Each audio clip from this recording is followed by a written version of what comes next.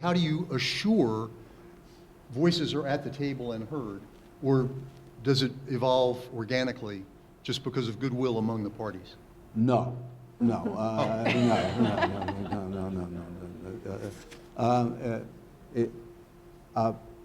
people start to address it at a young age, okay, in a family.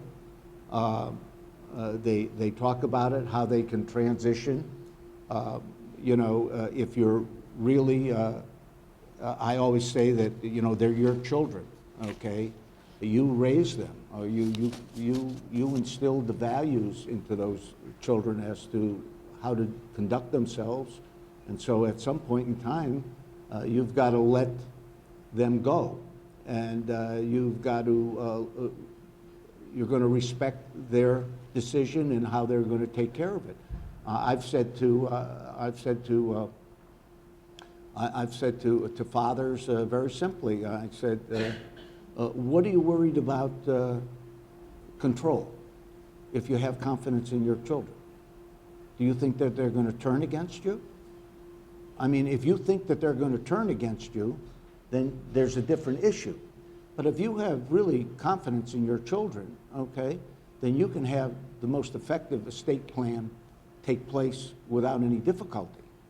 It's when you keep trying to hold on to everything for a long period of time and you're going to build your estate versus transmitting that estate in a sensible way, it's pretty good. But there has to be planning, okay? And children are going to tell you, I don't want to go into business. That's not for me. I'm going to be a musician or something else, and you can't force the situation. I think that it evolves as a result of discussion and leadership and going to your trusted advisors and sitting down and discussing it with the proposed next generation. You know, I've been in situations where fathers and mothers have come to me and said, you know, Coleman, our children are off doing something else, and I don't know if they're coming into the business or they're not coming into the business, but if they're not coming into the business, then we have to prepare it for sale, because I'm not going to do this for another 20 years or 15 years. And so I've gone and I've had that discussion. You know, what are you going to do? Are you coming in or are you staying out? A lot of things come out of that, okay?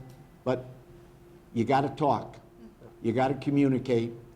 And you've got to lay down what your expectations are and what their expectations are. And putting the plan together after you have that is not very difficult. I just want to put you all on notice. Your Q&A opportunity comes as we get to the end of this flow, but I want to go to Megan next on this same set of topics.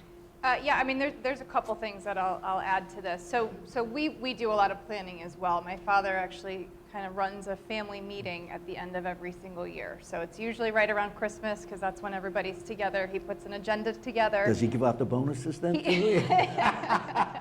It's, you know, the topics are usually revenue of the company, health, taxes, estate planning, that kind of thing, and we go through this list, and that way everybody is very aware of what the direction is.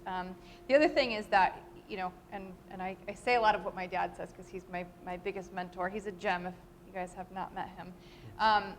He says fair is not always equal and equal is not always fair, and that was something that we really took to heart. So I'm the oldest of 5, the only one that was really interested in the company. My next sibling, my brother, he's this amazing photographer, very creative, would run the business into the ground, just wouldn't do well. And he readily admits that. My sister opened up her own restaurant out in San Francisco at the age of 21, ran that successfully, and then became a farmer in Sonoma. You know, just very independent, very entrepreneurial. And then I have 2 younger brother and sister. They're 21 and 20, so they're still kind of finding their way. The oldest of the three have shares in the company. The younger two do not. They're kind of dealt with separately, real estate, that kind of thing.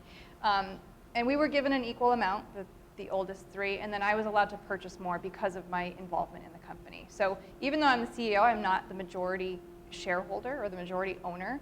We deal with that by voting shares and non-voting shares. So we kind of use a couple of different ways to manage these situations. And again, a lot of it is based on, we have these communications, we talk, everybody understands, the situation, and that's really helped us. And honestly, I think the other part of it is that we grew up never feeling entitled. My parents never allowed us to behave that way, and so none of us expected any of it. We're just very grateful to be a part of the company in any way that we can be, and we work hard to keep that going. Don? I would say my experience has been there's so many different options for it there. And there's good ones and bad ones. And the example that was brought up about if you were concerned about are the kids going to not work well together, I've seen agreements pulled together that when it gets to where they want to transition, it has tied up the company and it has restricted them for doing the things that are in the best interest of the business. For example, with 3 siblings and 1 or 4 siblings, no decision could be made on the exit or anything with all 4 agreeing. And it was impossible to do that.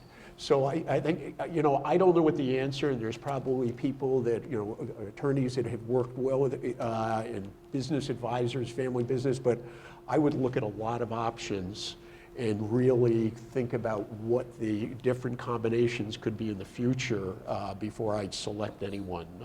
I think the voting shares, though, I've seen that it's worked well versus equity, and, but there's a lot of options, and be real careful that you don't pick one that you regret 10 years from now. Sabrina? So there are 3 children in my family. My father structured the transition a little bit differently than Megan's father. My brother and I both work in the company, and so my father gifted shares of the company to the 2 of us. And my sister is going to enjoy her inheritance when my father passes away. And so my father's philosophy was that he didn't want someone owning the company if they weren't working in it.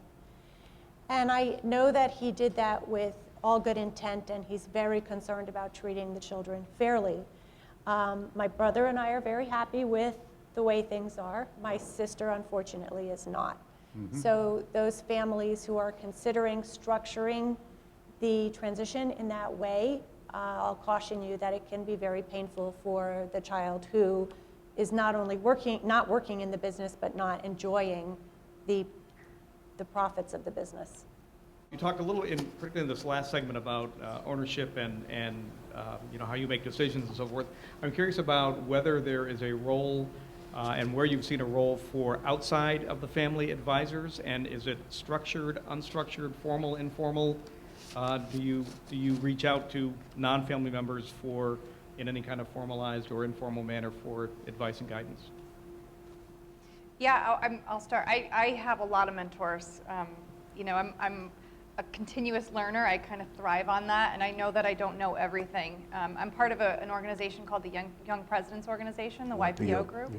And that's been tremendously helpful for me because, a lot of my friends are not in the same situation that I'm in, and it's difficult to talk to them about some of, the issues that I face on any given day. And so this group of people faces a lot of the same issues that I do, and that has been very helpful.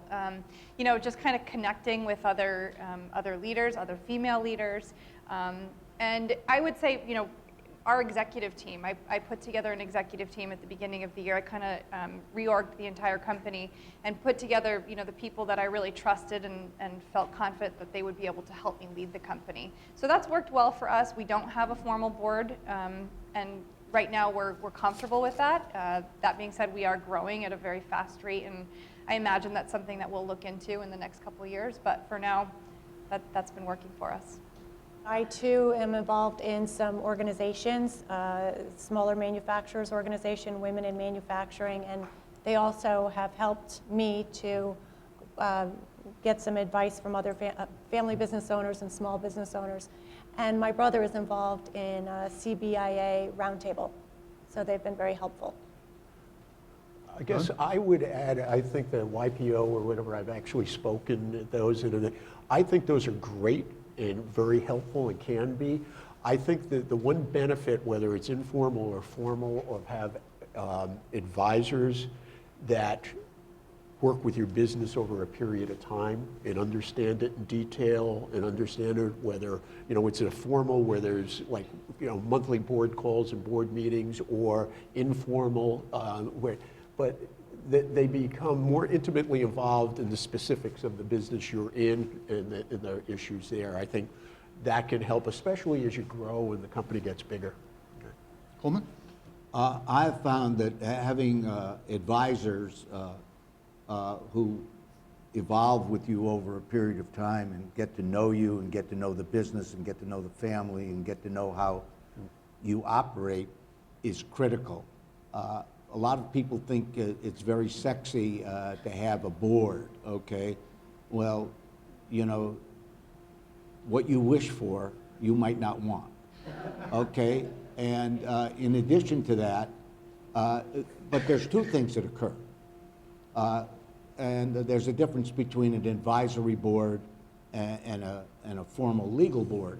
But in either situation, if you have a board with outside people or an advisory group with outside people, and they start making recommendations, and there are a number of recommendations, and you don't follow through with those recommendations, although they might not have any legal standing, okay, it's going to disband.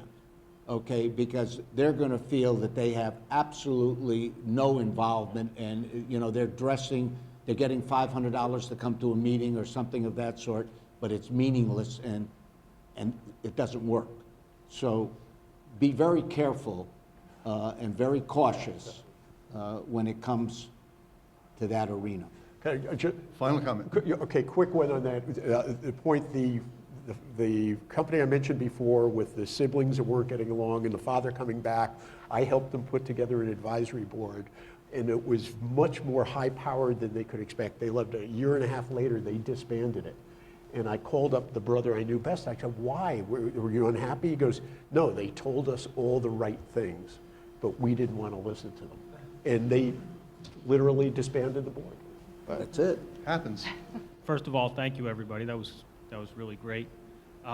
Question as to whether anyone has dealt with the potential of a liquidity event. So a third party coming in and offering perhaps a significant sum that some in the family think is enough, more than enough, and others perhaps not. I can say that I probably get an email once a day, maybe more, from a private equity firm, at least. And you know, I think for us, we're really fortunate. I mean, right now, all the owners of the company, you know, we define our success by the amount of people that we can positively impact their lives. And right now, our ability to do that is by running this company. I mean, the numbers are high. It's, you know, we've been given some really impressive proposals, but I also think that we're just kind of one of those families that isn't driven by that. You know, I'm not sure I would change my lifestyle. You know, if I'm not really sure what I would do. I feel like I would have no purpose.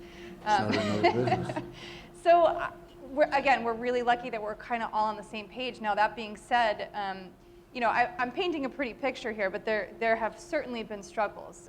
You know, my uncle is the executive vice president, and he definitely was not on board, you know, as much as everybody was, and rightly so. I can completely understand, you know, his situation. I think, you know, he was in the company for 30 years and perhaps expected to have a leadership position. So there is conflict, and it's a lot more emotional when it's family, because, you know, you don't just leave the office and not have to deal with that person. Like, I have to go have Christmas dinner with him.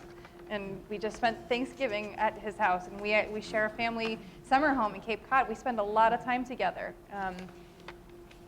So, you know, I can never say that we will never do it. You know, I can't guarantee anything, but for right now, we're all on the same page, and we're all pretty happy with how things are going. Given that we just talked about the outside offer that comes in for the company, One of the other places where valuation often plays a role is when the first generation and second generation are working out a transition plan. It's sometimes the case that the first generation thinks the value is here, and the second generation thinks it's here. And how do you close that gap? And how do you close the gap when the first generation thinks the value is here, in large part because of the value they add every day, and if they go away, that'll go away? Thoughts about that question, and then we'll take the last one. Coleman? Dean, well, I did have a situation like that in the first generation and a second generation, or maybe a second and a third generation. And the older person walked in to the annual meeting when they set valuation, and all of a sudden he established, he set forth a value that was twice as much as the previous year, and the economics didn't warrant it, let's put it that way, okay? And there was really a battle that took place. And the alternative in that situation was, if you can't come to an agreement, it'll be book value, okay? Which was way down. And the next generation said, we're not budgeting. You need our vote, and we're not doing a dime, and we'll just wait for you to die. I mean, in reality, that's exactly what was said. Right. And what it ended up doing, it broke up the business. It broke up the business. So I've been involved from on both the buy side on that, but from board perspective, and in two examples, one privately held and one in an ESOP. And there's a debate, and the ESOP makes it more complicated because you have to take the impact on all the owners of the firm, which are all employees. I think the answer is pretty clear in that, is you just, today there's so much activity, you can just go out there, you can get an independent advisor to say, here are the market comps, this is the multiples of EBITDA you get. So, all these debates were going on the board, and we said, okay, EBITDA is $10 million, and the companies are going for $6 million, so it's a $60 million value, and there's a certain amount of debt. And you can do that. You get an outside independent advisor that has exposure to other, not exactly, and that can get it away from the, I think it's here, and I think it's here, and it narrows the band so you can have a real discussion. So Simsbury Bank's purpose in collaborating with UConn and the Family Business Program is to create more knowledge and more access to information that's useful to family businesses, useful to our economy, and frankly, useful to Simsbury Bank. Many of our folks are here today, and this is another opportunity for them to learn about family businesses, and we are trying to and continue to try to build our knowledge in family businesses because we'd like to be the bank for family businesses in Connecticut, and this has been a great way for us to do it, partnering with UConn and UConn's Family Business Program. One of the other things that we're doing, Simsbury Bank is doing now to add to knowledge and conversation in the state is focusing on manufacturing. Manufacturing is really a growth driver of Connecticut's economy today. And we launched several months ago a podcast series called Manufacturing Matters. And although the focus is on manufacturing, many of our guests have been family business owners or advisors to family business owners. So inevitably in the podcast, you'll get also insights into family businesses and manufacturing. If you go to your podcast app and type in Manufacturing Matters, we will pop up there somewhere in there, and you can, I'd encourage you to check those out.